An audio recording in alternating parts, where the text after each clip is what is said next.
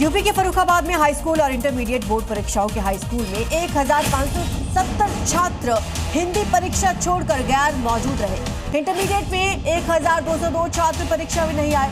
Police ने तमाम केंद्रों पर सुरक्षा बढ़ाई है, लेकिन अनुपस्थिति का सिलसिला नहीं रुका। और बड़ी खबर आपको बता दें, आज पीएम मोदी भारत मंडपम में वर्ल्ड लीडर्स का स्वागत करेंगे। तो सुबह 9:40 का वक्त जब ये शुरू होने वाला है, इंडिया AI इम्पैक्ट समिट के उद्घाटन समारोह में प्रधानमंत्री मोदी हिस्सा लेंगे। करीब 10:25 पर समारोह को संबोधित करेंगे।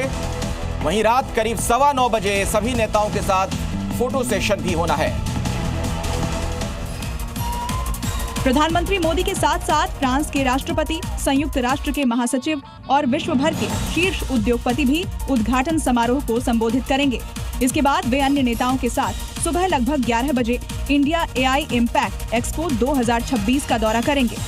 पीएम मोदी दोपहर लगभग 12 बजे से शुरू होने वाले नेताओं के पूर्ण सत्र में भाग लेंगे। इसमें राष्ट्राध्यक्ष, मंत्री और बहुपक्षीय संस्थानों के वरिष्ठ प्रतिनिधि एक साथ मिलकर AI पर राष्ट्रीय और वैश्विक प्राथमिकताओं की रूपरेखा तैयार करेंगे। बड़ी खबर आपको बता दें, पीएम मोदी ने 9 अहम द्विपक्षीय बैठकें की।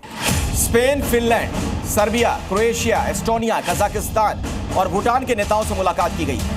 साथ ही गूगल के CEO और सन माइक्रोसिस्टम्स के सह संस्थापक से भी चर्चा की गई।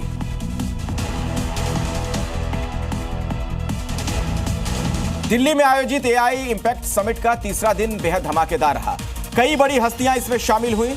टेक दिग्गज सुंदर पिचाई हो या फिर फ्रांस और स्पेन जैसे देशों के राष्ट्रपति भारत के इस आयोजन में न सिर्फ बढ़ चढ़कर शामिल हुए, बल्कि कई वेंचर्स की शुरुआत भी की गई। AI सेक्टर में जिस तरह भारत आगे बढ़ रहा है, इन देशों की मौजूदगी भरोसा बढ़ा रही है। समिट में शामिल होने पहुंचे कई देशों के प्रमुखों ने पीएम मोदी से मुलाकात की, जिसमें भूटान के पीएम शेरिंग तोग्बे से लेकर स्पेनिश राष्ट्रपति पेड्रो सांचेज तक शामिल रहे। लेकिन सबसे खास मुलाकात रही गूगल और अल्फाबेट के CEO सुंदर पिचाई की। सुंदर पिचाई ने इस मौके पर एक बड़ी घोषणा भी की। And today we are excited to announce a partnership between Google DeepMind and the Indian government as part of the Global National Partnerships Program. BMC चुनाव के बाद राज ठाकरे ने एकनाथ शिंदे से मुंबई में मुलाकात की। शिंदे की अगुवाई वाली शिवसेना ने एक बयान में दोनों नेताओं की मुलाकात को शिष्टाचार मुलाकात बताया, लेकिन इस मुलाकात से महाराष्ट्र की सियासत जरूर गर्मा गई। AIMIM के नेता इम्तियाज जलील ने RSS प्रमुख भागवत को लेकर विवादित बयान दिया। इम्तियाज ने मोहन भागवत की तुलना आतंकी अजमल कसाब से कर दी। कहा कि दोनों की विचारधारा समाज को बांटने वाली है। मुर्शिदाबाद बाबरी मस्जिद को लेकर सियासत तेज है। मस्जिद के लिए फंडिंग पर बीजेपी नेता शुभेंदु अधिकारी ने सवाल उठाए। हुमायूं कबीर ने पलटवार करते हुए कहा, उनमें हिम्मत है तो केंद्रीय एजेंसियों को लगाकर मेरे खिलाफ कार्रवाई करवा लें। शराबबंदी को लेकर केंद्रीय मंत्री जीतन राम मांझी ने दी नीतीश सरकार का घेराव किया। कहा कि शराबबंदी से सरकार को बहुत आर्थिक क्षति हो रही है, इसे लेकर नीतीश सरकार को समीक्षा करने की जरूरत है।